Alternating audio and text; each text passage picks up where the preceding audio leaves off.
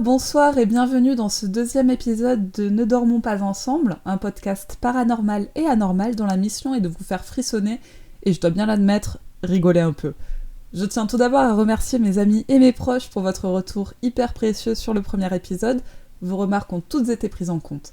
Cette semaine, nous allons nous intéresser à deux sujets un peu moins glauques que le tueur cannibale nécrophile de la semaine dernière, mais tout aussi terrifiants chacun à leur manière. Avant tout, attention, annonce! J'ai le plaisir de vous annoncer que le podcast est désormais disponible sur Spotify, Deezer, Apple Podcast et Podcast Addict, en plus de YouTube et SoundCloud. N'hésitez pas à m'envoyer un message sur Instagram ou sur Facebook ou un mail sur nedormonpasensemble.podcast@gmail.com pour me suggérer d'autres plateformes. Cette semaine, j'ai décidé d'inverser l'ordre d'enregistrement. Je vais commencer par vous parler de l'affaire paranormale, puis du fait divers. Comme la semaine dernière, la première partie sera plus longue que la seconde. Je reviendrai en toute fin de podcast sur mes idées pour le format des prochains épisodes et n'hésitez pas à me donner votre avis une fois avoir entendu cela. Si vous écoutez sur YouTube, dès que la vidéo est postée, je vais mettre en commentaire les marqueurs temporels afin que vous puissiez, si vous le souhaitez, passer directement à la fin, là si vous êtes intrigué, ou sauter l'histoire paranormale si ça ne vous intéresse pas, enfin voilà. Et donc le premier sujet, c'est quelque chose dont j'ai entendu parler assez récemment. C'est l'histoire de la poupée hantée Harold. Et ensuite, on va parler du crime de Lorena Bobbitt. Et désolé pour les personnes dotées de pénis, ça risque de piquer un petit peu. Pour commencer, donc, j'ai décidé de vous raconter l'histoire d'Harold, la poupée hantée la mieux documentée qui soit, et pourtant une des moins connues, du moins dans la sphère francophone. Au départ, j'avais prévu de vous parler de la véritable Annabelle qui a inspiré le film, mais finalement il n'y a pas grand chose à en dire à part qu'elle est soi-disant hantée et que le couple Warren l'a récupérée. Je vais probablement dédier un épisode au couple Warren, et donc j'en parlerai sûrement davantage à ce moment-là. Donc j'ai entendu parler de la poupée Harold pour la première fois il y a quelques semaines. L'histoire est assez intéressante et assez flippante. Je vais commencer par une anecdote personnelle un peu inquiétante par rapport à cette poupée. Donc j'ai découvert l'existence d'Harold dans un podcast que j'ai écouté en 2 fois. La première partie de mon écoute s'est faite le soir et je me suis endormie avant d'en entendre la fin. Cette nuit-là, c'est assez peu surprenant, j'ai rêvé de la poupée. Mais même pas un rêve inquiétant, juste à un moment elle était là. Sachant que le podcast n'avait pas décrit son apparence physique ou alors j'avais zappé, enfin la poupée dont j'ai rêvé en tout cas n'avait rien à voir avec ce que je me représentais pendant que j'écoutais le podcast. Du coup, le lendemain, un peu piquée de curiosité, je suis allée vérifier sur Google si la véritable poupée ressemblait, par une coïncidence un peu glauque, ressemblait à celle dont j'ai rêvé, et vous pouvez vous en douter, la poupée dont j'ai rêvé est exactement la même que la véritable poupée Harold que je n'avais jamais vue et dont je n'avais eu aucune description. Autant dire que je suis pas 100% sereine. Et j'espère bien que c'est un fake, tout ce que je vais vous raconter, parce que sinon, si on se fait hanter par cette poupée, je vais 100% me faire engueuler par mes colocs. La plupart de mes informations sur cette affaire proviennent du site officiel de l'actuel propriétaire d'Harold, donc c'est un peu à prendre avec un grain de sel et je reviendrai dessus. Cependant, la poupée a fait une apparition dans un épisode de Ghost Adventures, donc celui dédié à l'île des poupées. C'est une île située à côté de Mexico et peuplée de poupées soi-disant hantées. Je vais aussi peut-être faire un épisode de ce podcast sur cette île, qui est un des endroits soi-disant les plus hantés du monde, et dans tous les cas un endroit flippant du cul parce que c'est rempli de vieilles poupées. J'ai visionné donc l'épisode pour préparer mes recherches, alors j'ai beaucoup regardé d'émissions du type depuis ma jeunesse, c'est un plaisir un peu coupable, et honnêtement, après avoir vu cet épisode, j'étais pas hyper bien. Ghost Adventures, c'est habituellement sensationnaliste. Par exemple, je préfère largement l'émission Ghost Hunters, qui est du divertissement tranquille et flippant, mais pas non plus trop sensationnaliste, alors que Ghost Adventures, ça l'est vachement plus. Donc, je m'attendais à ce que l'équipe de l'émission vive des trucs. Voilà.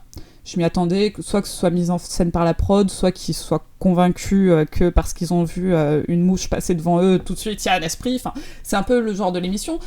Donc, voilà, je m'y attendais. En revanche, quand j'ai regardé l'émission, il s'est passé des choses qui sont pas les occurrences habituelles pour l'émission. Ça me perturbe un peu, en fait. Le ton est différent. pour cet épisode en particulier. Après, j'ai pas vu tous les épisodes, mais cet épisode m'a marqué comme étant un peu différent. Zach Bagans, le créateur, narrateur et enquêteur en chef de l'équipe de Ghost Adventures, a eu l'excellente, mais excellente idée de demander au propriétaire de la poupée Harold s'il pouvait l'emprunter pour l'enquête. Et à mon sens, c'est un des rares épisodes où il y a des éléments que moi-même, je n'arrive pas trop à expliquer ou rationaliser, autre que c'est la prod. Ce qui est évidemment la réponse facile pour ce genre d'émission, de dire tout de suite « Ah, c'est la prod qui veut ça ». Bon, tout ça pour dire, en fait, que les poupées hantées, ça fait déjà flipper du cul sur le principe, et la poupée Harold, ça explose la jauge de « ça fait flipper du cul sa mère la pute ». Voilà. Que vous croyez en le paranormal ou que vous soyez sceptique, confirmé, vous pouvez faire ce que vous voulez de cette histoire. Moi, je vais la raconter comme le propriétaire actuel la raconte, afin que vous puissiez vous faire votre propre avis, et je vais aussi vous donner le mien, évidemment, au fur et à mesure. Donc l'histoire d'Harold commence avec une annonce eBay, postée en 2003. Le vendeur raconte comment il s'est retrouvé en possession. Possession, vous l'avez, j'adore l'humour de la poupée. Et donc le vendeur eBay raconte qu'un jour il se baladait dans un marché aux puces, à la recherche de trésors, comme nous l'avons tous certainement déjà fait, quand il passe devant le stand d'un vieux. Et donc là, Perceval dans Kaamelott a un peu raison, les vieux dans les histoires, c'est hyper mystérieux, ça fait de suite, ça fait classe. Bref, donc il passe devant le stand d'un vieux, il voit le vieux en train de ranger une poupée dans une boîte.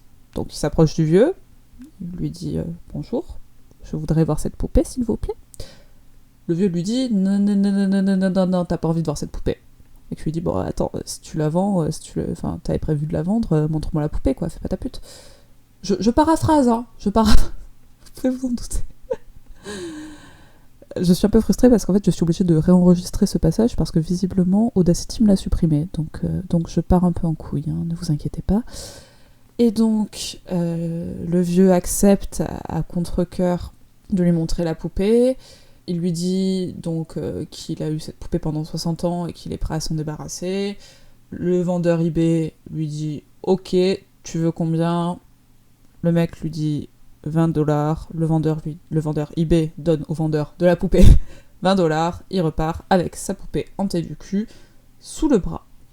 Et là, cliché de film d'horreur, le vieux finit par courir pour le rattraper alors que le mec se dirigeait vers sa bagnole en lui disant non, mais faut que je te dise des trucs sur cette poupée.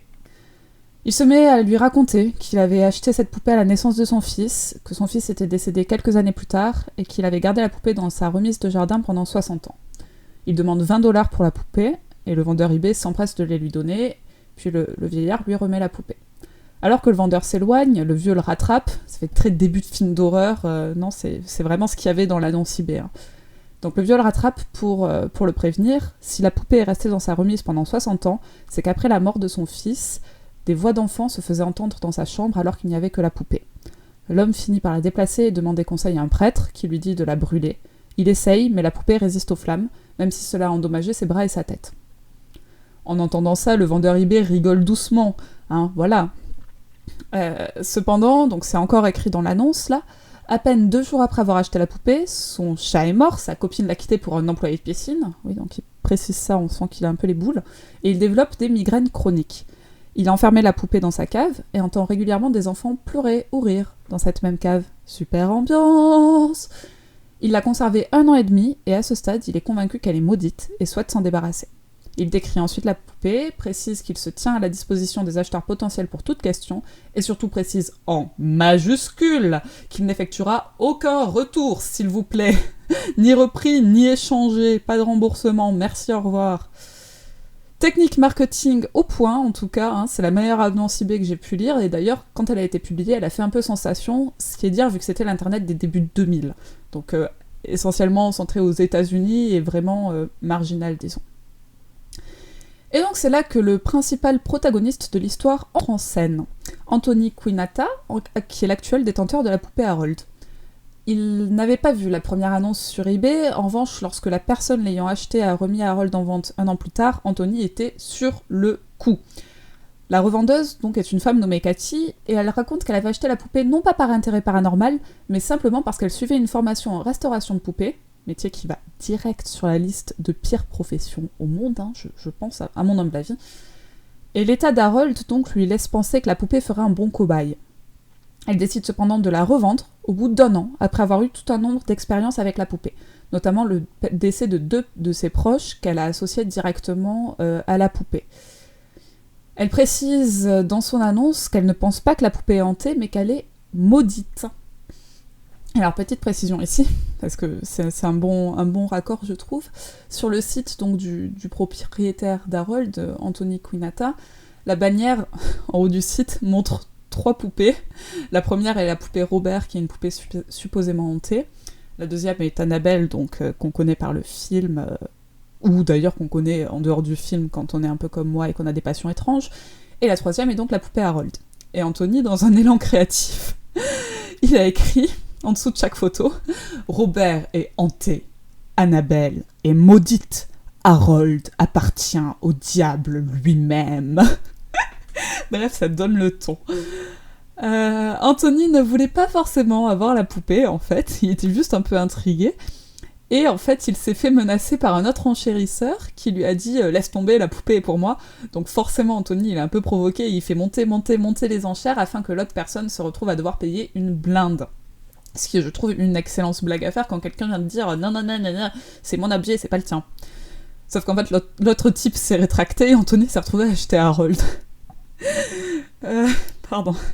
Ça fait quand même beaucoup rire cette histoire, comment il s'est retrouvé en possession d'une poupée hantée. Possession, lol. Oui, je vais la faire à chaque fois.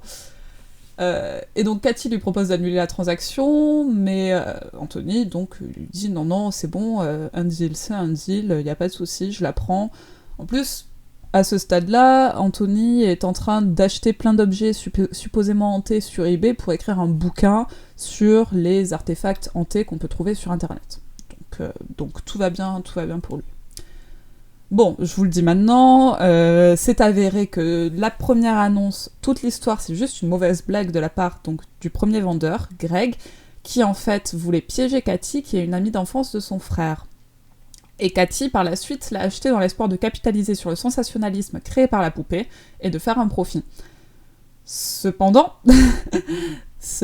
elle a réellement commencé à vivre des expériences et son message à Anthony lui indiquant qu'elle pense que la poupée est maudite paraît sincère.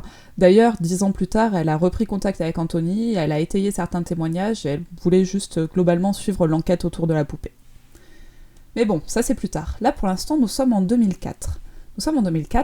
Et Anthony reçoit Harold ainsi que donc d'autres objets pour son bouquin.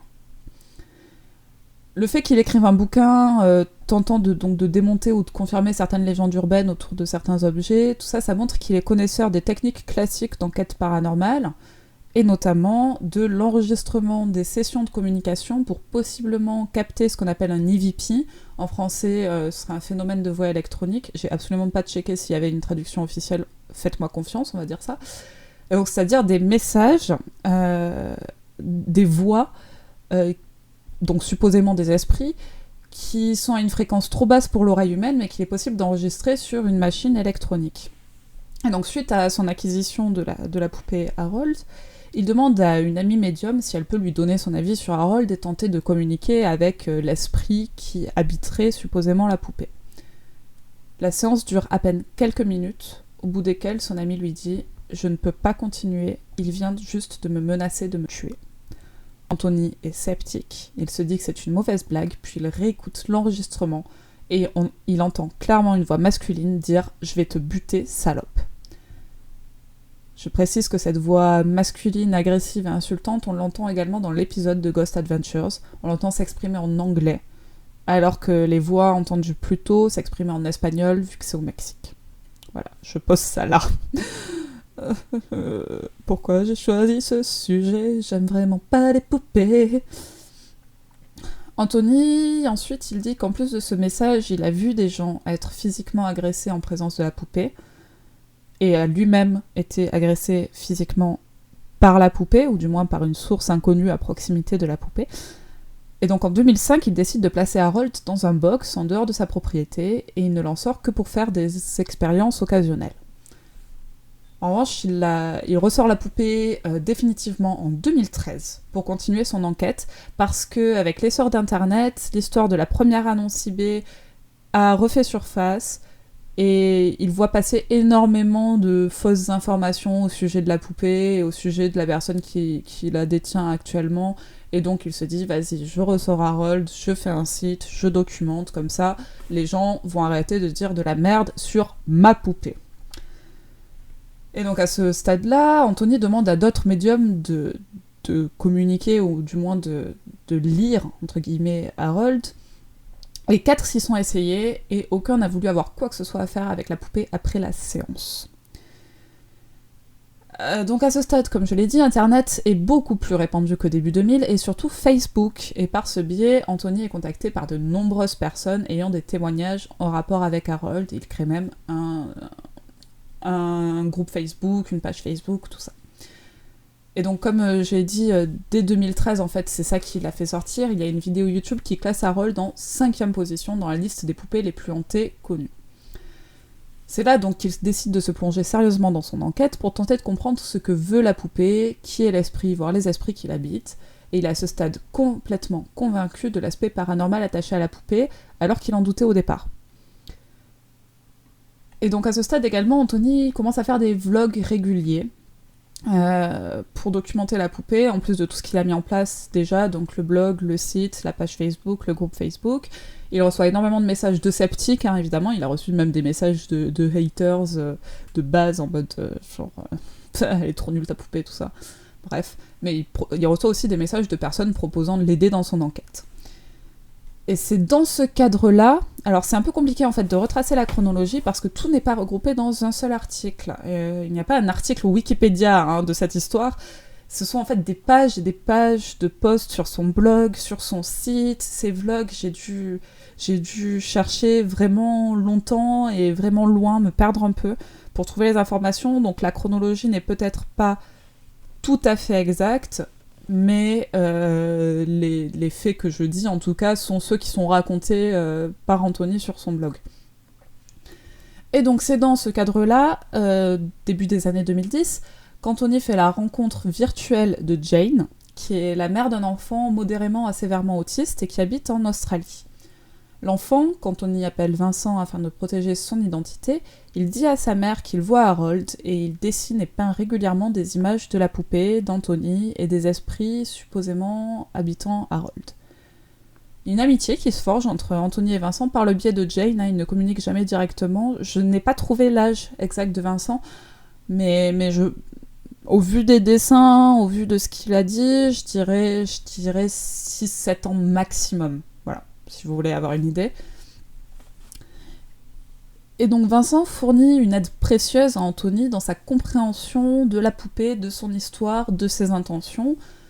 Alors c'est le cliché de film d'horreur numéro 1500 de cette histoire, c'est-à-dire qu'il y a un enfant autiste qui est en lien avec le paranormal et qui fait des dessins flippants. Oui, on l'a déjà vu. J'ai vu pas mal des dessins de Vincent, qu'Anthony a posté sur son blog. C'est pas des dessins flippants en soi, parce que ce sont des dessins d'enfants. Ça va. En revanche, il y a une présence récurrente de ce que Vincent appelle le Black Blob. Alors là, vous allez vraiment remercier mes talents de traductrice, je pense que personne n'a compris. C'est donc un blob noir. Une sorte, de blob, de forme arrondie, avec des traits un peu erratiques, qui est souvent donc au sein des dessins. Et la chose qui est intéressante, c'est que donc, ce blob est souvent représenté dans un coin de l'image où il va y avoir Anthony, il va y avoir la poupée et le blob à part. Donc voilà, c'est un peu inquiétant cette présence de ce blob, c'est un peu darkos. Et il y a un dessin notable donc, que j'ai vu également, qui est un dessin qui a permis à Anthony de rediriger son enquête sur les entités ou esprits qui possèdent Harold. Et d'ailleurs, c'est ce qui a mené à l'intervention dans la famille de Vincent de 2 prêtres catholiques, prêtres qu'Anthony a ensuite rencontrés lorsqu'il est allé en Australie. Donc l'histoire de ce dessin, c'est qu'un jour Vincent a grandi dans un foyer athée, il n'a pas une grande connaissance de la Bible, du moins pas en détail.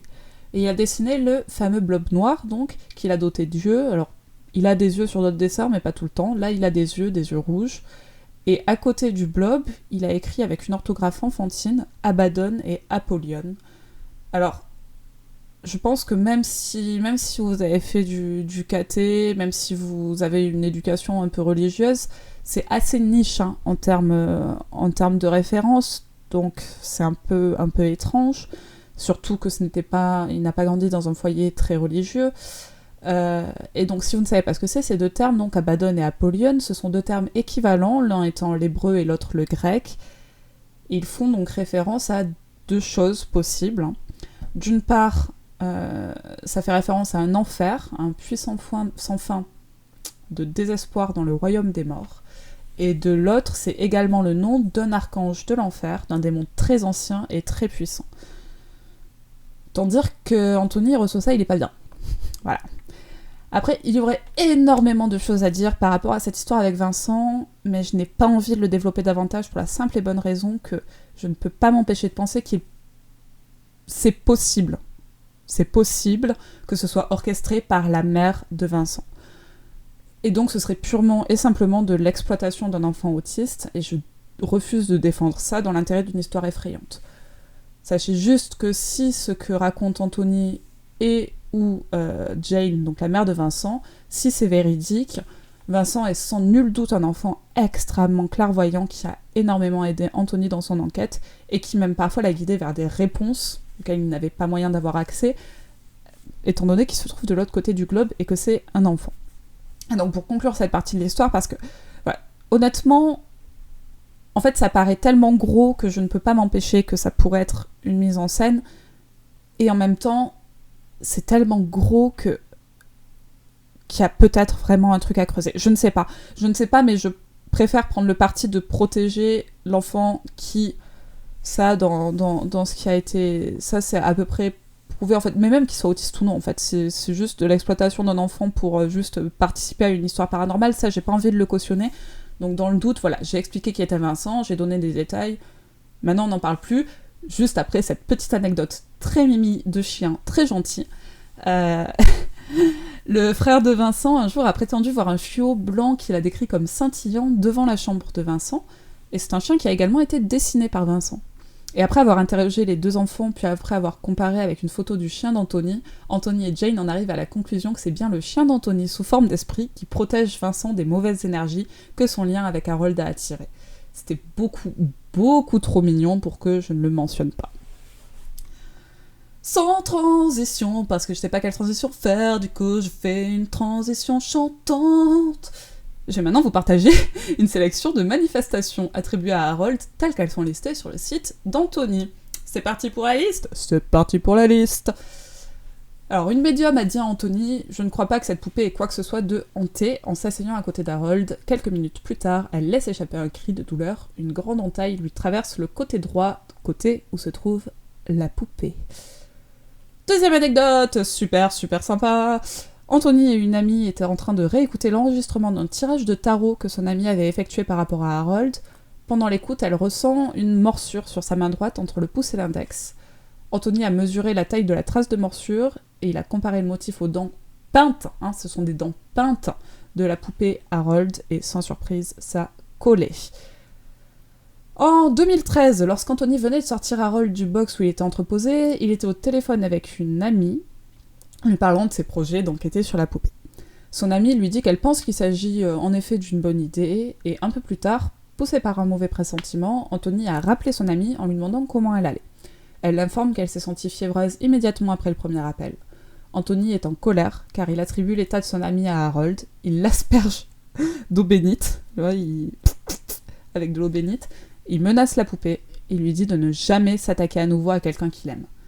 Quelques instants plus tard, il a entendu une voix lui dire « Ok, elle va bien maintenant ». Et en effet, quand il rappelle son amie, elle s'est sentie instantanément mieux.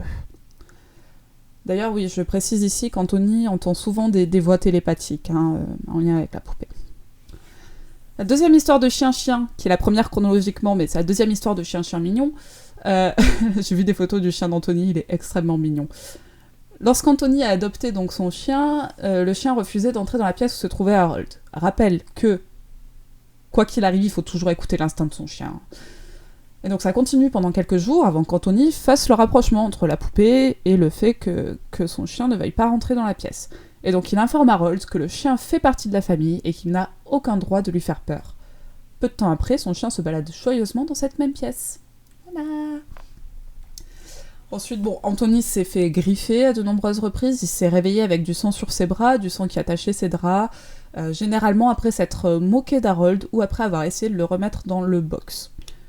Et enfin, dernière anecdote, Anthony n'a fait appel qu'à 2 équipes d'enquêteurs paranormaux concernant Harold, jugeant la poupée trop dangereuse pour être approchée par des amateurs ou même des escrocs, il estime que c'est trop dangereux. Une de ces équipes a été constituée d'officiers de police. Les 2 membres fondateurs ont passé plusieurs heures avec Harold, à la suite desquelles ils ont catégoriquement refusé d'approcher à nouveau la poupée ou d'avoir quoi que ce soit à faire avec elle.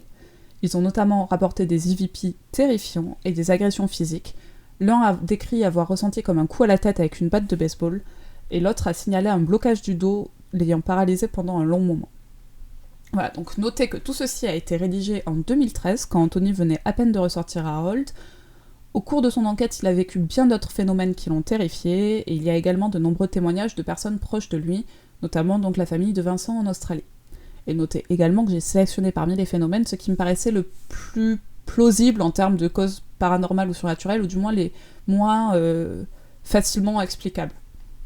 Ouais. J'ai pas non plus trop envie de m'étendre sur les esprits censés habiter Harold, parce que bien que je sois ouverte au paranormal et convaincue qu'il y a des phénomènes que la science ne peut pas toujours expliquer, je suis aussi convaincue que certaines personnes sont plus sujettes à ces phénomènes que d'autres et qu'il peut y avoir des énergies concentrées dans des lieux, des objets ou des personnes causant ces phénomènes.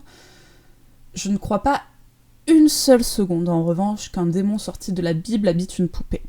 Pour cela, j'ai 2 raisons.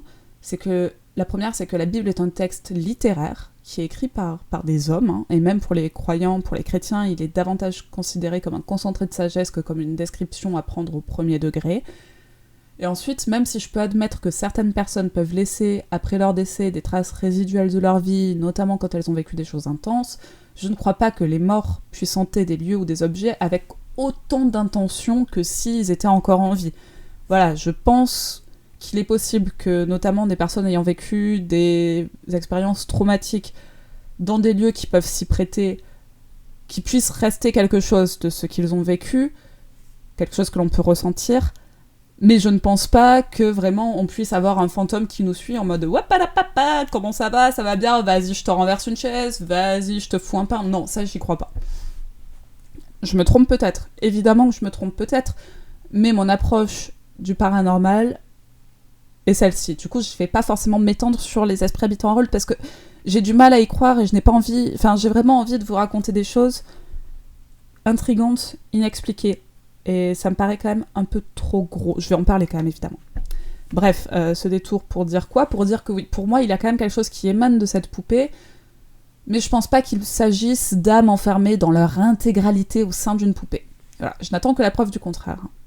Je pense que cette parenthèse est assez importante pour que vous compreniez ma démarche et mes choix pour ce podcast aussi, évidemment. Ah oui, et donc...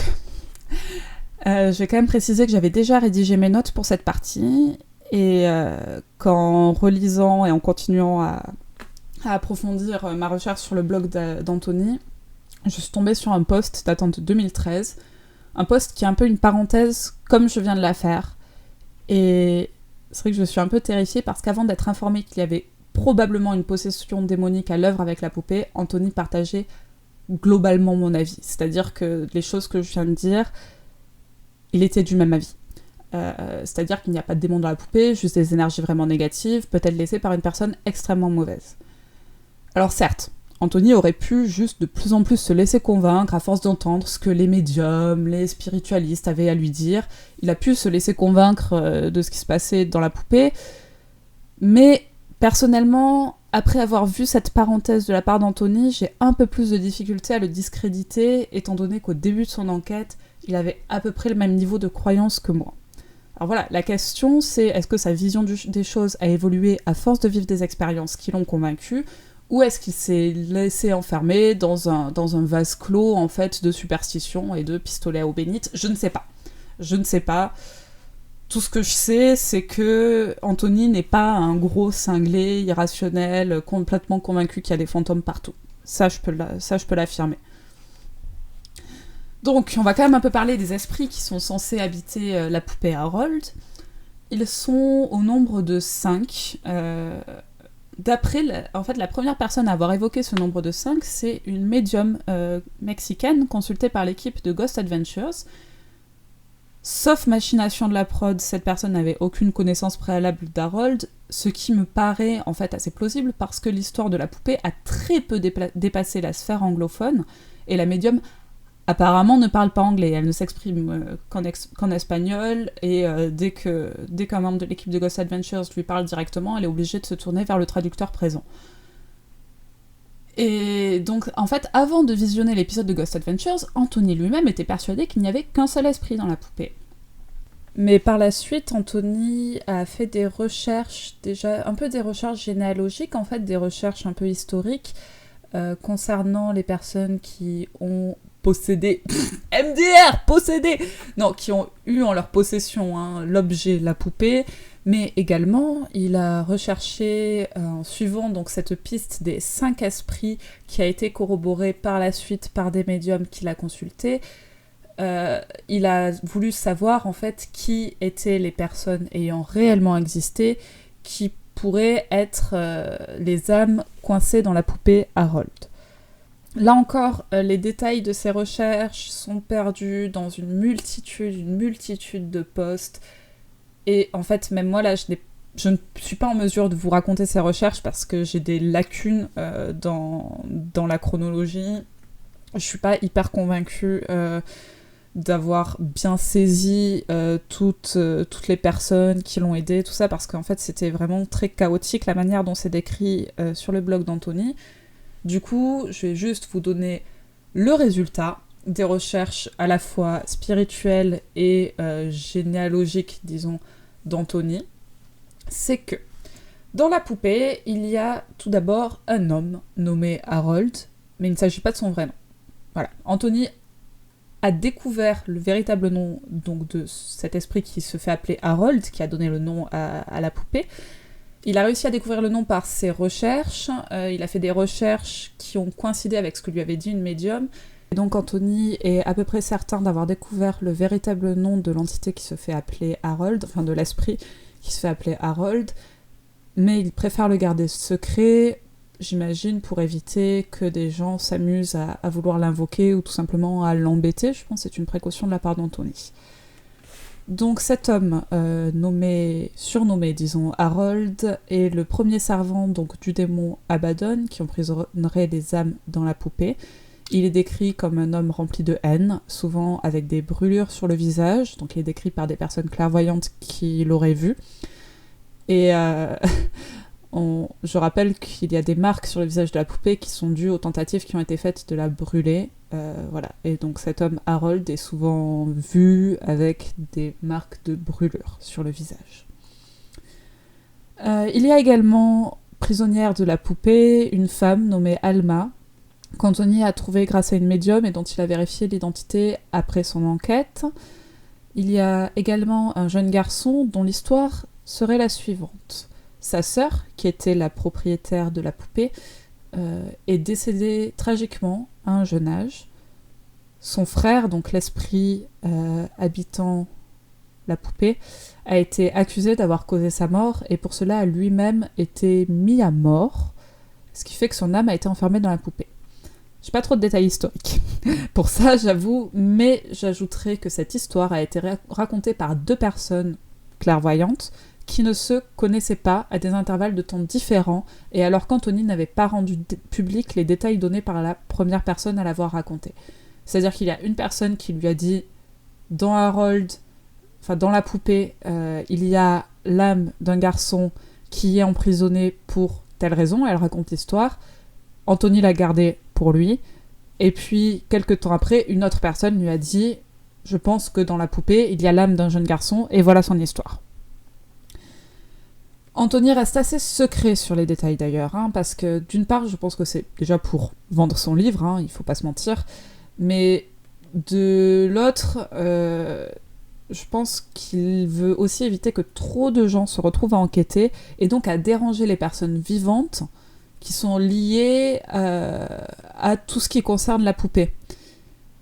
Et même en gardant certains détails secrets comme l'a fait Anthony, même du coup avec les détails que j'ai pu avoir en allant sur son site, sur son blog, en faisant mes recherches, ça me paraît quand même un petit peu dérangeant.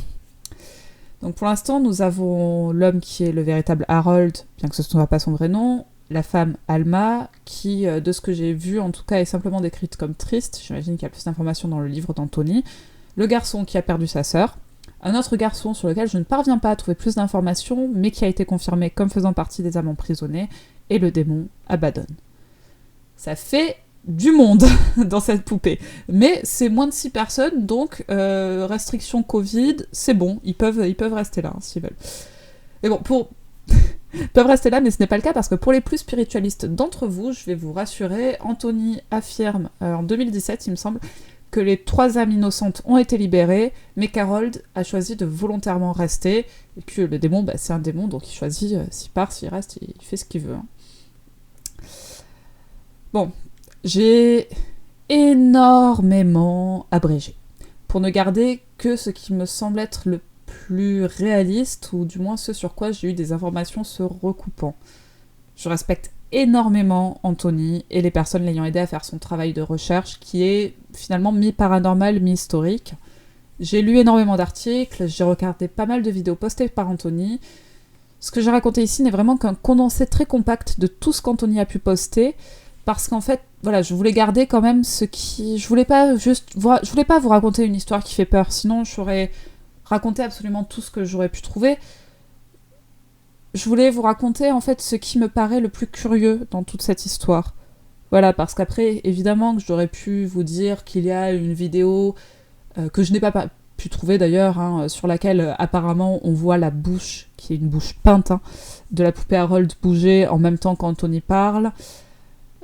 J'aurais pu vous raconter vraiment beaucoup de choses. J'aurais pu vous décrire les expériences capturées par vidéo qu'Anthony a eu. Notamment, il a fait tout un tas d'enquêtes paranormales, de tentatives de communication à l'aide de lampes torches, tout ça. Mais c'était pas mon intérêt. Mon intérêt, c'était vraiment de vous parler de ce qui me paraît, à moi en tant que personne se voulant quand même assez rationnelle, mais tout de même intéressée par le paranormal, ce qui me paraît le plus intriguant. Et donc, en fait, voilà, je suis assez familière avec les enquêtes paranormales depuis près de 10 ans, je m'y intéresse énormément, donc je suis assez familière avec les techniques, avec ce qui se fait généralement dans le mouvement, et avec ce qui peut paraître un peu sortir du lot. Et donc mon constat en tant que personne quand même un peu éduquée sur le sujet, je dirais, c'est qu'Anthony est, d'une part déjà, il est extrêmement respectueux envers les esprits qu'il pense hanter Harold, même envers le démon. Il ne va pas du tout à la confrontation, ce n'est absolument pas sa démarche. Les seules fois où il a exprimé de la colère ou de la frustration envers la poupée, c'est quand la poupée s'attaquait à des personnes qui lui étaient chères, ou à lui-même. À un moment, il dit non, ça c'est interdit, mais sinon il est extrêmement respectueux dans ses interrogations, dans ses tentatives de communication. Il est également assez lucide et protocolaire dans sa démarche.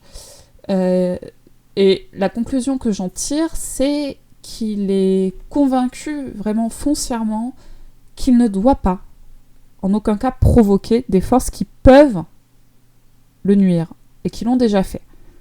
Donc je pense qu'il y a une base de crainte fondée et réelle. Première observation.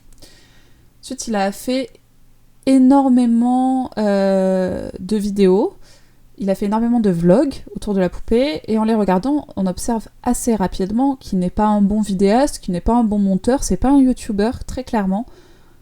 Ce qui me laisse penser quand même que les vidéos qui capturent des phénomènes sont véritables. Alors, bien sûr que quand il tente de communiquer avec des lampes de poche qu'il prétend être juste des lampes de poche classiques achetées au supermarché, bon, on peut imaginer qu'il y ait des trucages. Cependant, j'ai regardé beaucoup de vidéos, et également beaucoup de vidéos où il ne se passe rien. Anthony a assez peu de vues sur YouTube, son style est assez gauche, il est assez spontané. Vraiment, je ne pense pas qu'il fasse ça pour faire le buzz, pour faire sensation. Il y a même une vidéo montrant les yeux de la poupée Harold devenir rouge, et je l'ai vue, et je sais pas quoi en penser. J'aime pas les poupées, putain. Je sais pas quoi en penser, parce que c'était dans le cadre d'un vlog classique, hein, comme Anthony en a fait des dizaines, et c'est pas un rouge démoniaque en mode gros film d'horreur, là, d'un coup, les yeux deviennent rouges. Non, c'est un rouge léger, mais qui est visible, et qui n'est pas une illusion créée par la caméra non plus. Je sais pas trop comment le décrire autrement, mais c'est vraiment pas une vidéo sensationnaliste en mode une poupée dont les yeux deviennent rouges, une possession démoniaque, Non, c'est pas du tout ça. C'est pas non plus un reflet, ça très clairement. Et puis en plus, cette vidéo, elle a même pas été partagée à outrance, alors que ça aurait très clairement pu faire le buzz, c'était en 2017. Et donc, même pour son blog, qui est plus documenté que son site, on voit que c'est pas un blog qui est fait pour vraiment attirer de nouvelles personnes et leur faire découvrir le mystère de la poupée Harold. Non, la navigation est assez peu intuitive, je l'ai déjà mentionné, il n'y a pas un gros article qui relate tous les faits. Honnêtement, pour connaître cette histoire, il faut se perdre sur plusieurs sites, entre la chaîne YouTube, le blog, le site officiel, et il faut quasiment tout lire, essayer de se repérer dans les catégories, de remonter dans le temps, d'essayer de comprendre qui est qui, par rapport aux posts Facebook aussi, enfin, c'est un bordel. Donc, je ne pense pas que ce soit une mise en scène créée pour effrayer Internet, parce que j'en ai vu beaucoup des fakes du genre, et c'est absolument pas le style de ces fakes, ça remplit pas les critères habituels que l'on voit dans ces coups montés paranormaux. En revanche, ce qu'il est nécessaire de noter, c'est qu'Anthony, au fil de son enquête, est devenu assez superstitieux, et il peut se montrer victime de biais de confirmation, c'est-à-dire qu'il lui arrive de voir précisément ce qu'il a envie de voir, et de trouver des signes là où il n'y en a possiblement pas. Par exemple, j'ai vu une vidéo de lui, un vlog qu'il a filmé dans la rue, c'est assez drôle. D'abord, il commence par dire qu'une amie l'a contacté parce que ça faisait plusieurs jours qu'elle voyait un corbeau à sa fenêtre, alors qu'il n'y a pas de corbeau dans la zone où elle habite. Bon, soit, donc son amie est persuadée que c'est en rapport avec Anthony, soit, ok. Donc déjà, il commence son vlog comme ça, et puis après, il dit, bon, et puis là, il y a 5 minutes, je me baladais dans la rue, et puis donc vous voyez, de ce côté, il y a ça, de l'autre côté, il y a ça, il y avait personne autour de moi, visiblement, j'ai vérifié, et d'un coup, j'ai eu un caillou qui m'a été jeté à la tête. J'étais là, ok, puis le caillou est tombé, puis vous pouvez voir, alors là, c'est très drôle parce que il dit, vous pouvez voir les cailloux qu'il y a autour de moi, il y en a pas qui ressemblent à ce caillou, puis il voit de plus près, il fait, ah ben, en fait, si, il y en a un peu de la même taille, je les avais pas vus. J'étais là, ok, Anthony. Et le truc le plus drôle, c'est que le titre de sa vidéo, c'est un avertissement démoniaque ? Point d'interrogation.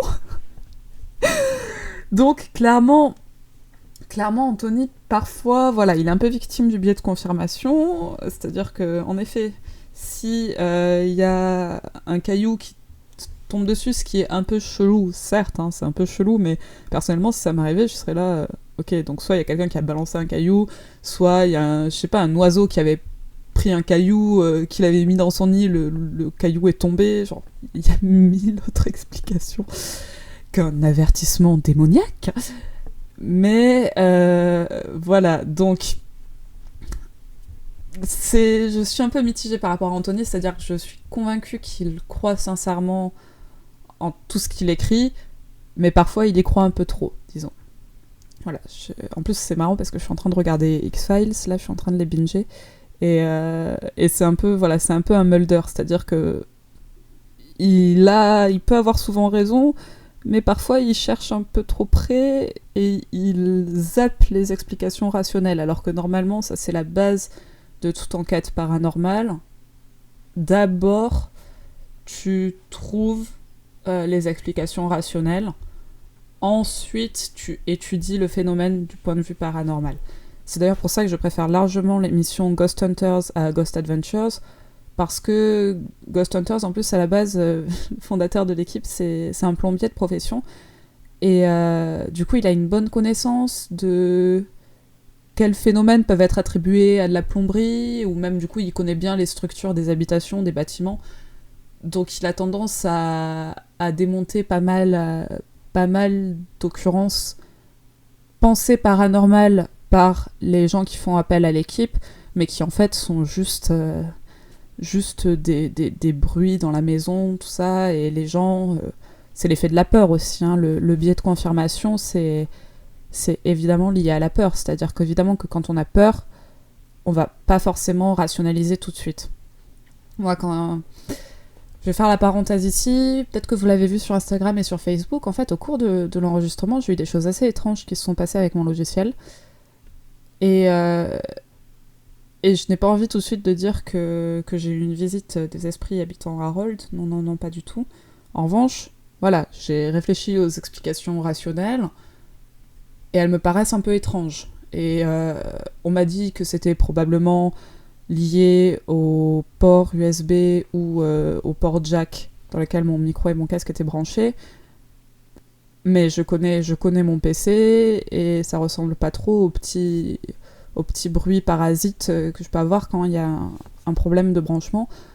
Après, évidemment que je n'ai pas l'expertise nécessaire pour réfuter à 100% cette thèse. Du coup, c'est pour ça, peut-être que vous l'entendez, d'ailleurs, là, je viens de reprendre l'enregistrement, en fait, pour finir de parler des lampes de poche, parce que j'ai dû couper l'enregistrement, parce que je sentais que, justement, je n'étais pas très à l'aise. Vous pouvez retrouver sur Instagram, donc sur l'Instagram Ne Dormons Pas Ensemble, et je crois que j'ai mis sur Facebook aussi, une vidéo qui résume un peu l'état d'esprit dans lequel je me trouvais hier. Je pense que c'était une bonne idée de couper l'enregistrement et de ne le reprendre qu'aujourd'hui. Bref, parenthèse à part.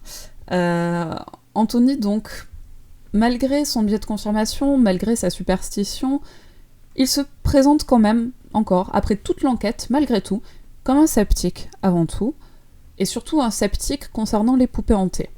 D'ailleurs, si vous n'êtes pas très familier avec le domaine paranormal, quand je dis un sceptique, c'est vraiment un sceptique par rapport au paranormal, hein. C'est pas juste quelqu'un de sceptique en soi, c'est vraiment une personne qui n'a pas tendance à croire spontanément aux occurrences paranormales.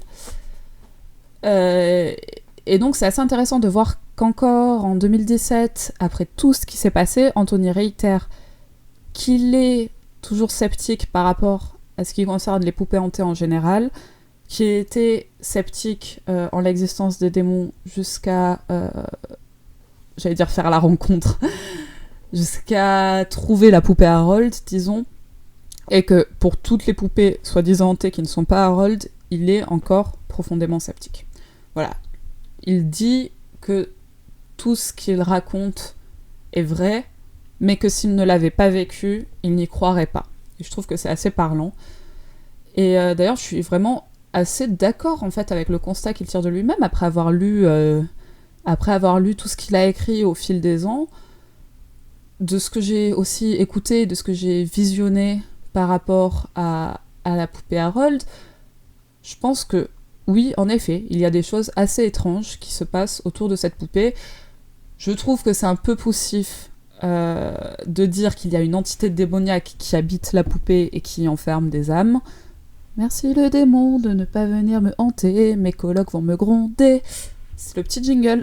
Vous pouvez le réutiliser, c'est libre de droit. Le petit jingle anti-possession, certifié NEM, voilà.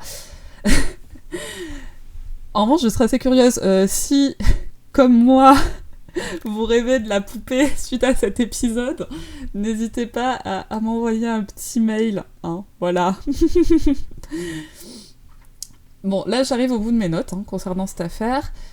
Et je vais répéter un peu ce que j'ai dit au début. C'est que c'est quelque chose dont, en effet, je n'ai appris l'existence que récemment. Et en faisant mes recherches, j'ai appris au fur et à mesure beaucoup de choses, ce qui fait que j'ai beaucoup revu mes notes. Et du coup, mon avis sur la question, en fait, il a constamment évolué pendant que j'ai fait mes recherches et rédigé mes notes. C'est-à-dire que, pour moi, si c'est un fake qui implique énormément de personnes qui ne se connaissent pas, et c'est un fake qui a occupé un homme pendant 15 ans de sa vie, et qui lui a coûté des milliers de dollars, alors qu'il n'est pas riche du tout, Anthony, et surtout, pour une reconnaissance assez moindre au final. C'est-à-dire que quoi, il a un bouquin sur la question qui est vendu exclusivement sur Amazon, donc sur lesquels il touche pas beaucoup d'argent et dont il n'a pas énormément fait la pub. Et puis c'est tout, en fait. Sa chaîne YouTube n'est pas assez bien ficelée pour lui rapporter de l'argent. Vraiment, je ne pense pas qu'il fasse ça pour la gloire ou pour l'argent, parce que c'est quelque chose d'assez niche au final. En revanche, je vais vous dire ceci, c'est que en commençant à rédiger mes notes, mais j'avais absolument pas l'intention ni l'envie d'acheter le livre d'Anthony. Et là, j'ai noté dans mes notes que désormais, c'est la première chose que je vais faire en fermant mon document Word. Et je témoigne qu'en effet, dès que j'ai fini de rédiger mes notes sur la question, j'ai tout de suite acheté le livre d'Anthony. Donc peut-être qu'il y aura pas forcément un épisode, enfin une partie d'épisode entier, mais du moins, je vous ferai pendant une intro une petite update s'il y a des choses que je trouve intéressantes dans le livre, parce qu'évidemment, je l'ai acheté. Et franchement, si tout ça c'est une orchestration pour vendre un livre auto-édité ou édité par Amazon, ce qui revient au même, en fait, qui ne le rendra mais jamais riche, hein, l'auto-édition ça ne rend pas riche, bah félicitations. Félicitations Anthony, tu as eu sûrement beaucoup de gens. Bravo. Mais honnêtement, je ne pense pas que ce soit ça, mon ressenti est autre, et c'est pas l'impression que ça me donne. Voilà, donc j'espère en tout cas que cette histoire vous a au moins intrigué, sinon fait un petit peu frissonner. Et tout de suite, nous allons donc passer à une affaire bien tangible cette fois-ci, qui est celle du pénis découpé de John Wayne Bobbitt. Je réalise à l'instant que ma transition avec le coup de couteau peut paraître de mauvais goût, moi. Voilà, les rageux diront ce qu'ils voudront. Moi, du coup, ça me fait un petit peu rire. Bref, donc, l'histoire de John et Lorena Bobbitt. Déjà, je tiens à vous préciser qu'il s'agit d'une histoire qui parle de viol conjugal. C'est un sujet qui peut être difficile à aborder et à écouter, mais il me semble important d'en parler maintenant pour aussi rappeler qu'en cette période de confinement, si vous vous trouvez dans une situation abusive, vous pouvez fuir. Être confiné, ce n'est pas être enfermé avec une personne qui vous fait du mal. Rester, c'est prendre le risque de craquer et de couper des pénis. Croyez-moi, ça peut paraître une option viable, mais ça n'en vaut pas la peine, comme le montre l'histoire que je vais raconter. Dans tous les cas, si vous vous trouvez dans cette situation, si vous connaissez quelqu'un qui est dans cette situation, n'hésitez pas à tendre une main, n'hésitez pas à appeler à l'aide. Et en parallèle de la sortie de l'épisode, je vais poster les ressources qui peuvent être précieuses et sauver des vies, donc n'hésitez pas à checker Facebook et Instagram. Contrairement à la semaine dernière, ce n'est pas tant le crime qu'il importe de raconter que les répercussions légales et médiatiques qu'il a eues. Ne vous en faites pas, la semaine prochaine, je reviendrai en force avec une bonne histoire criminelle comme on aime, mais là, le contexte fait que je trouvais que c'était assez important de raconter cette histoire qui est assez peu connue en France, alors que ça a bouleversé les États-Unis, peut-être pas pour les bonnes raisons, nous allons voir. Et puis, dernière précision, c'est que si vous considérez que ma manière de raconter cette histoire est politisée, si vous trouvez que je prends parti, c'est que ce podcast n'est définitivement pas pour vous, hein, je pense, parce qu'il n'y a absolument rien de politique dans ce que je vais dire. Donc, bonsoir. Nous sommes le 23 juin. Ok, on va recommencer.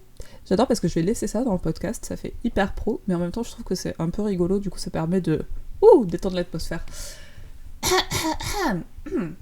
Bonsoir. Nous sommes le 23 juin 1993 à Manassas, en Virginie. John Wayne Bobbitt se réveille dans la nuit et réalise que sa femme, Lorena, n'est pas à ses côtés. Il se rend également compte que son pénis n'est plus entre ses jambes. Voilà une introduction qui donne le ton. John demeure calme, il appuie sur la blessure afin de ralentir l'hémorragie, et il va dans le salon pour réveiller un ami à lui qui passait la nuit là. Son ami panique totale à la vue du sang, hein, mais John, calme, mais vraiment tranquille. John l'aide à se calmer, c'est lui qui est en train de se vider de son sang, mais il aide son pote à se calmer, et il lui demande de l'amener à l'hôpital. Les deux hommes arrivent aux urgences 10 minutes plus tard.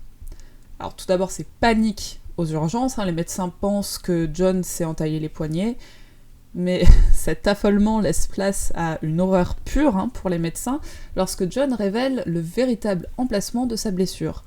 Le diagnostic est alors sans appel, Monsieur Bobbitt a Bobobit. Pardon, j'étais obligée. Où en étais-je ? Oui. Les témoins ont raconté qu'une fois John admis au bloc opératoire, on pouvait voir des infirmiers et des médecins se tenir l'entrejambe en passant devant le lit. Alors que le personnel féminin était tranquille. J'imagine que ça devait être une scène assez drôle à l'hôpital.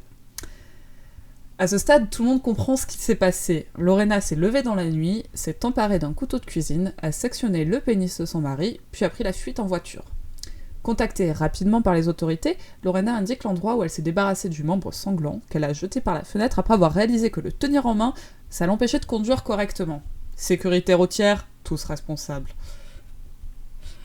Des officiers de police se sont rendus à l'endroit présumé où se trouvait le pénis, et bingo, après une chasse aux œufs de Pâques tout droit sortie d'un film gore érotique, le pénis est ramené à l'hôpital, je précise, dans une boîte à hot dog, et après une chirurgie ayant duré 9h30, Monsieur Bobbitt a retrouvé sa belle bite. Là encore, j'ai été obligée, ça fait partie du code de l'humour, en fait, j'étais obligée. Bon, à ce stade, le verdict paraît clair et sans appel pour le public, les médecins, les enquêteurs, tout le monde. Lorena Bobbitt est une femme dérangée qui a commis un crime horrible envers le masculin suprême, le sacro-saint pénis. Les tabloïds, évidemment, s'emparent de l'affaire, John Bobbitt se positionne en victime d'un crime haineux, son entourage affirme qu'une attaque sur le pénis est la forme la plus vicieuse qui soit, car elle attaque directement la nature d'un homme. Un beau ramassis de conneries, au cours duquel Lorena fait la chose intelligente, c'est-à-dire qu'elle fait profil bas. Elle est une immigrée parlant un anglais compréhensible, mais un peu lacunaire, elle fait des petites fautes de grammaire, elle a un accent, et surtout, elle comprend qu'elle ne peut pas gagner ce qui devient une guerre médiatique, en plus d'un procès judiciaire. Non, elle comprend qu'elle ne peut gagner tout ça qu'en étant fidèle à son témoignage, qui est aussi simple qu'il est horrifique. Elle a tout simplement craqué après des années d'abus sexuels, physiques et verbal. Et cette nuit-là, quand John est rentré, s'est couché à côté d'elle et l'a violée avant de s'endormir, c'était pour elle la goutte de trop. Elle commet son crime dans un état qui est presque second, comme si elle était un peu en pilote automatique. Elle voit cet acte de violence comme la seule solution pour mettre un terme aux souffrances qu'elle vit quotidiennement. C'est-à-dire qu'en 1993, en fait, le viol conjugal venait à peine d'être reconnu comme un crime dans 50 États. C'était une époque bien avant MeToo, bien avant que les luttes féministes aient la reconnaissance qu'elles peuvent avoir aujourd'hui. Tout le monde, et Lorena le déplore encore aujourd'hui, n'était concentré que sur le pénis. Personne ne s'est intéressé à pourquoi elle a fait ce qu'elle a fait, personne ne s'est dit que John Wayne Bobbitt, qui était un ex-militaire, pouvait vraiment être coupable d'agression sexuelle, et encore plus sur sa femme. Personne n'a déploré un système qui a laissé une jeune femme dans une situation abusive jusqu'à ce qu'elle ait recours à la violence, ne voyant aucune autre solution. Tout le monde s'est concentré sur le pénis. C'est ce pénis sectionné qui a fait parler les gens, plus que le contexte du crime. Il n'est absolument pas exagéré de dire que c'est le pénis américain le plus célèbre du début des années 90. Et d'ailleurs, avant cette affaire, jamais un journal n'avait employé le mot pénis tel quel, préférant des euphémismes. Alors c'est là que ça commence à partir un peu en couille. Couille, pénis, vous l'avez, c'est rigolo. Après son opération, donc, John Wayne Bobbitt a créé un groupe de musique afin de lever les fonds nécessaires pour couvrir ses frais médicaux et légaux. Et il a appelé son groupe The Severed Parts, donc les parties sectionnées. Putain, je pensais que j'allais pouvoir raconter ça sérieusement, mais c'est affligeant. Il a également tourné dans 2 films porno. Putain, j'aimerais tellement déconner. Afin d'immortaliser son pénis, j'imagine. Donc il a tourné dans 2 films porno après son opération. Et le titre du deuxième... c'est un mot que j'aurais jamais pensé pouvoir dire à haute voix dans ma vie. Le titre du deuxième film dans lequel il a tourné, c'est Frankenpenis. Frankenpenis. Voilà. Bon, je crois que là on rigole un petit peu moins parce que donc il est également devenu un invité récurrent du talk show de Howard Stern qui a même tenté de lever des fonds pour ses frais hospitaliers. Et donc c'était à la télé, et sur le plateau il y avait une jauge indiquant combien d'argent avait été récolté, et la jauge était en forme de pénis. Évidemment, extrêmement classe. Et de plus, donc ce Howard Stern, qui est un homme décidément mais très sympathique, de bon goût, on l'invite au brunch quand il veut, il a déclaré à l'antenne qu'il ne croyait pas aux accusations contre Bobbitt parce que Lorena n'était pas assez belle pour être violée. Voilà, vous comprenez, hein, pourquoi je trouve que c'est assez d'actualité de parler de cette histoire, mine de rien, parce qu'on pourrait se dire que plus de 20 ans après, presque 30 ans après, mon Dieu, on est en 2020, bref, c'est pas la question, ce genre de propos ne passerait absolument pas à l'antenne, et ça passe quand même à l'antenne, hein. Si vous croyez que ça passe plus à l'antenne, je sais pas dans quel monde vous vivez. Voilà. Donc évidemment, tout ça, ça fait diversion, et ça fait diversion surtout du procès et de la défense de Lorena. L'histoire de Lorena, mais passe un peu à la trappe, ce qu'on va absolument pas faire ici, hein. Donc c'est pour ça que là, je balance un peu les infos super marrantes maintenant. Bon, parce que là, on va davantage parler du procès et tout ça. Après l'incident donc, et le procès, John Bobbitt n'a vécu que pour et par son pénis, tandis que Lorena s'est concentrée sur sa propre défense, puis sur sa vie, son mariage, sa fille, enfin son remariage du coup, tout en se battant pour la protection des femmes en situation abusive. Nous avons d'un côté la victime, du point de vue légal, qui vit sa meilleure vie en tournant des films porno, et en étant globalement un connard, hein, mais en étant à l'antenne, en étant énormément médiatisé, et de l'autre, nous avons la criminelle, du point de vue légal, qui juste fait sa vie et se bat pour défendre des personnes en situation difficile. On se demande un peu, du coup, qui est la véritable victime, n'est-ce pas ? Hein ? Bon. Alors, ne coupez pas de pénis, hein, s'il vous plaît, je fais pas l'apologie de son crime. C'est mon avocat qui m'a demandé de rajouter ça. Mais je pense que c'est l'affaire possiblement la plus mitigée dont nous traiterons dans ce podcast. Lorena est victime d'abus, continuellement. Et le verdict de son procès la quitte, j'y reviens dans un instant. John Bobbitt, cependant, il est aussi acquitté des accusations contre lui qui sont des accusations de viol et de viol conjugal. Et encore aujourd'hui, John Bobbitt réfute les accusations. Les tabloïds dressent un portrait de l'affaire qui est digne d'une série télévisée. Lorena est une latina vengeresse qui ne souhaite que la destruction du rêve américain en ôtant à un ex-soldat l'organe dont il tire sa virilité. Non mais c'est terrible, c'est terrible. Et cependant, la défense plaidée par l'avocat de Lorena est assez révélatrice de la réalité de l'affaire. Lorena est acquittée parce qu'elle a usé d'une défense qui est extrêmement rare et qui fonctionne extrêmement rarement, mais qui, là, a été reconnue par le jury. C'est la défense de la folie temporaire causée par une situation extrêmement oppressante. En effet, Lorena ne pouvait pas plaider la légitime défense, vu que, déjà, elle ne pouvait pas prouver, malheureusement, qu'un viol avait eu lieu ce soir-là, vu que c'était son mari et tout ça, machin.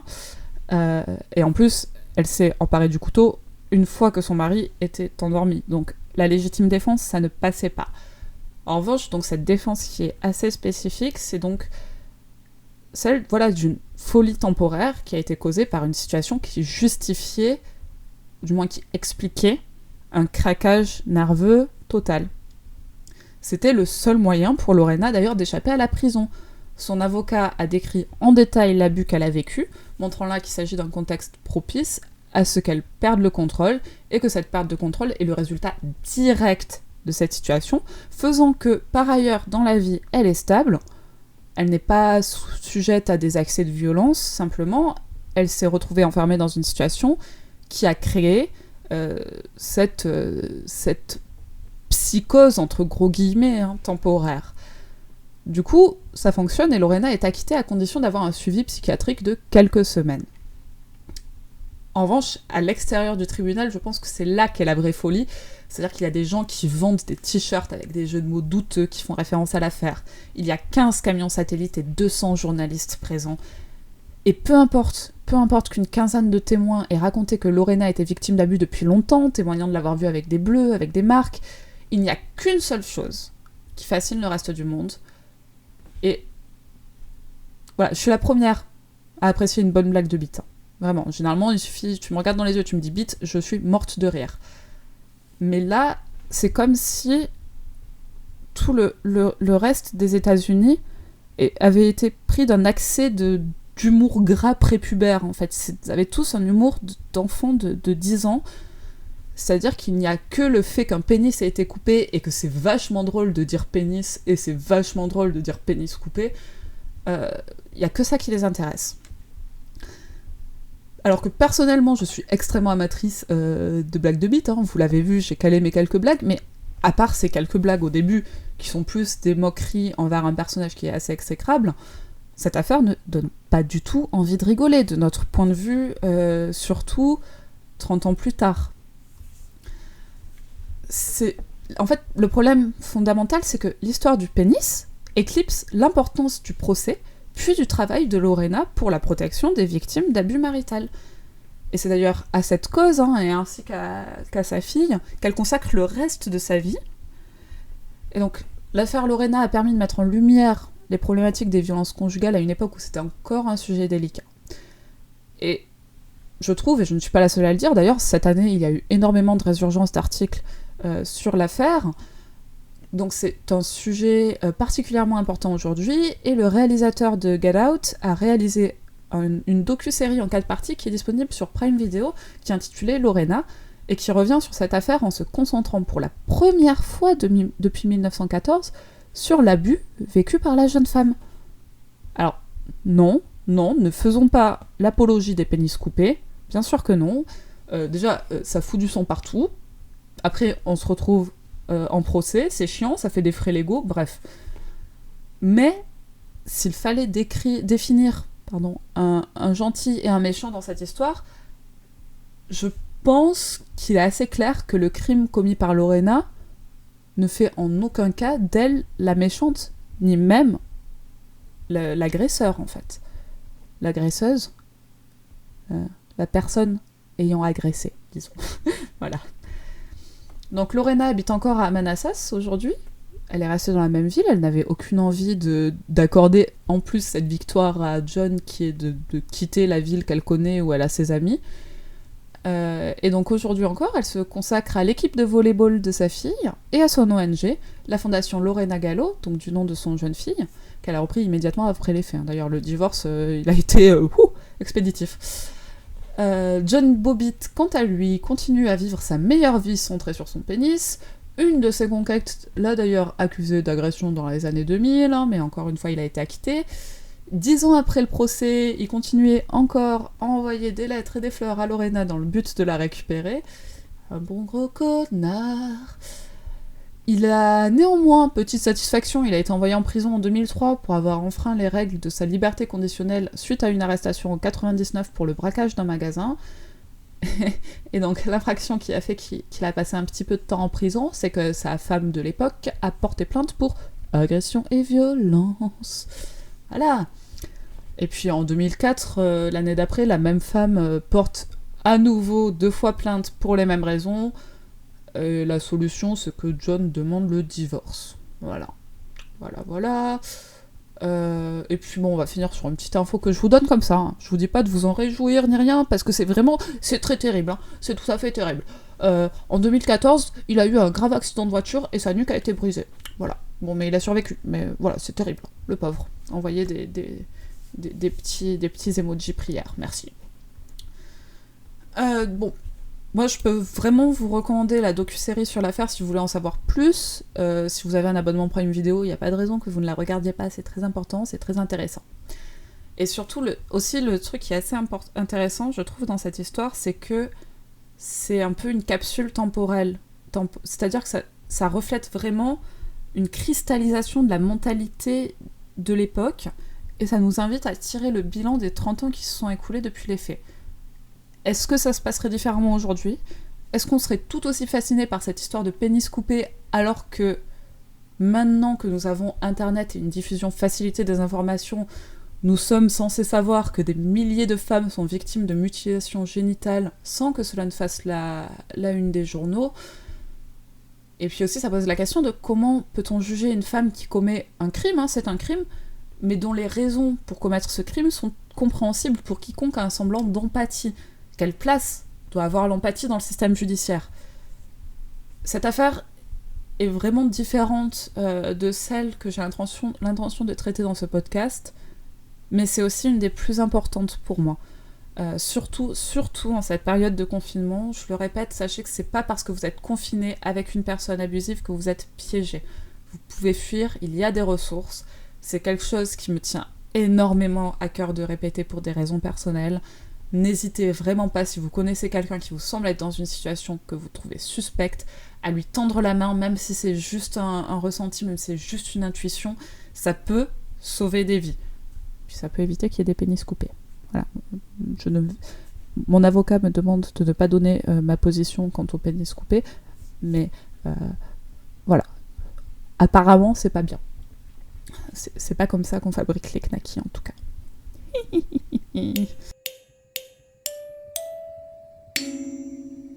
Merci infiniment d'avoir écouté jusqu'ici. Je n'arrive vraiment pas à parler, c'est scandaleux.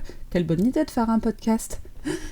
Cette semaine encore, j'ai consciemment choisi de traiter d'abord d'une histoire un peu plus longue, puis de finir avec quelque chose de plus court. Et je commence à avoir une idée du rythme que je veux adopter pour le podcast. Donc si ça vous paraît correct, voilà ce que j'envisage. 4 épisodes par mois, un chaque dimanche. Pour les 2 premiers du mois, je fais ce que j'ai fait là. Donc d'abord un gros morceau fait divers suivi d'une histoire paranormale plus courte. Puis l'inverse la semaine d'après. 3e épisode, je fais 2 sujets équivalents en termes de longueur. Puis, une fois par mois, je fais un épisode plus court où je vais traiter de plusieurs sujets, vraiment plus de 2, mêlant faits divers, faits paranormaux, que je trouve sur les réseaux sociaux, sur Reddit, sur YouTube, sur Instagram. Et puis, quand j'en recevrai, si vous souhaitez m'en envoyer, je mêle à ça les anecdotes d'auditeurs. Donc n'hésitez pas à déjà m'envoyer un mail si vous avez des anecdotes à nedormonpasensemble.podcast@gmail.com. Et surtout, n'hésitez pas à me faire un retour sur Facebook, sur Instagram ou par mail afin de me donner votre avis. C'est vraiment, vraiment précieux pour moi. Je viens de commencer ce podcast, donc j'ai beaucoup de choses encore à apprendre, j'ai beaucoup d'idées que je peux incorporer, auxquelles je n'avais pas forcément pensé, donc vraiment n'hésitez pas à faire des retours, à me suggérer des choses. Puis surtout, merci pour votre écoute. Nous nous retrouvons donc la semaine prochaine, et en attendant, je vous souhaite de ne pas trouver le sommeil.